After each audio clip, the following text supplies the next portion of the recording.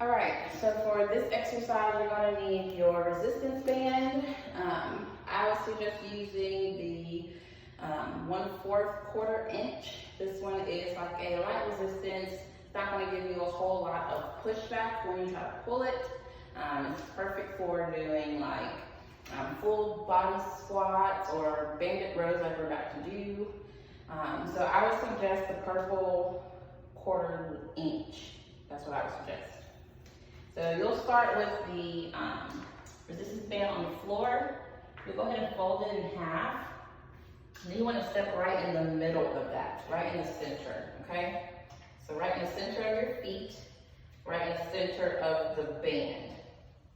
So what we're going to do is grab the bands by the side and we're going to stand straight up. So you should feel some resistance here. All right, to do a row, make sure that you are shoulder width apart, and we're going to hinge at our hip. So you should be bent over like this.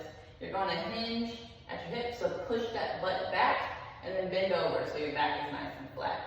About at a 45, about a 50-degree angle. We're not going to go full 90. We're going to go about 45-degree angle, okay?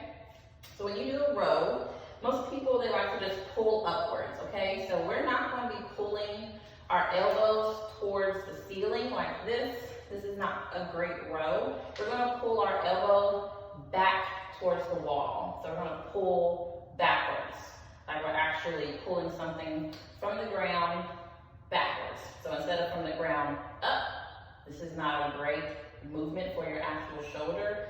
From the ground back, okay?